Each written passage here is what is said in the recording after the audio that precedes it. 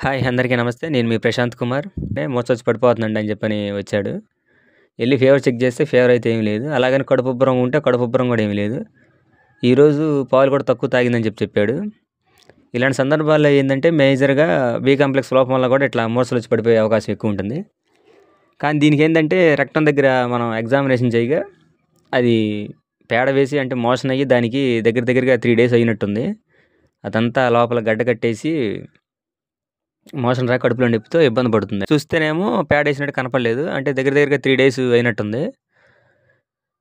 అందుకని మనం చెయ్యి పెట్టి రెక్టంలో ఉన్న మలం మొత్తం తీసివేసి అంటే గడ్డలుగా గట్టిగా ఉంటుంది. అది తీసివేసి సబ్బు నీరు ఎక్కించాలి.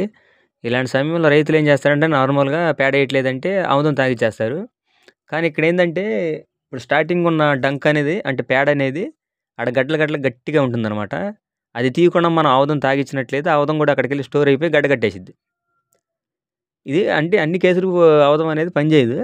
అంటే కొన్ని కేసులకి అంటే నార్మల్‌గా ఉన్న ఆటికి ఏందంటే మనం ఆముదం తాగిచ్చిన వెంటనే మోషన్ అయిపోతుంది. కానీ ఇలాంటి కేసులకు మట్టికి గడ్డలుగా గట్టిగా రాయిలాగా అయిపోయినాటికి మట్టికి ఆముదం పోసినంటే అది కూడా స్టోర్ అయిపోయి గడ్డ కట్టేసిద్ది. వాటర్‌లో సబ్బు నీరు కలుపుకొని లేదా ఈ మన కుంకుడుకాయ రసం ఉంటుంది కదా! ఆ కుంకుడుకాయ రసం గాని మన షీట్ ఉంటుంది కదా! అంటే యాదండేషన్ చేసే షీట్ ఉంటుంది కదా! అది రెక్టంలో పంపించి దాంట్లోకి ఈ అర లీటరు సబ్బు నీరు గాని, కుంకుడుకాయ నీళ్ళు గాని పంపించినట్లయితే లోపల ఉన్న గడ్డలు గట్టిగా ఉన్న డంక మొత్తం అంటే పేడ మొత్తం వితిన్ 5 మినిట్స్‌లో మొత్తం బయటకొచ్చేస్తుంది.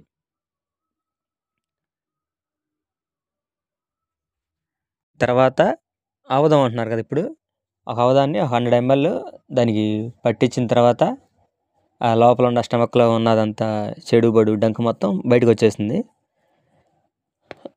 ఇది నీరసంగా ఉంది కాబట్టి దీనికి ఏదన్నా బి కాంప్లెక్స్ ఇంజెక్షన్ చేసుకుంటే బాగా రికవరీ అవుతుందనమాట. దీనికి ఆల్రెడీ బి కాంప్లెక్స్ చేసాం కాబట్టి దీనికి అవసరం లేదు. ఉండాలంటే ముందు వీటికి డీవార్మింగ్ చేయాలి. ఆ తర్వాత మట్టి తినకుండా చూడాలి. దీనికి మాక్సిమం ఇది బయట మట్టి ఎక్కువ తింటుందంట రైతు చెబుతున్నాడు. మట్టి తినకుండా ఆటికి మూతికి ఈ బుట్టలయి కడతారు కదా! ఆ బుట్టలు కట్టుకుంటే ఇలాంటి సమస్యలు మేజర్‌గా రాకుండా ఉంటాయి.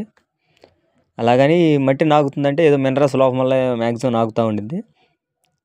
ఆ మినరల్స్ లోపం లేకుండా ఏదన్నా మన దగ్గర ఏదన్నా విటమిన్స్ ఎయన్నా పెట్టుకుంటా ఉండంటే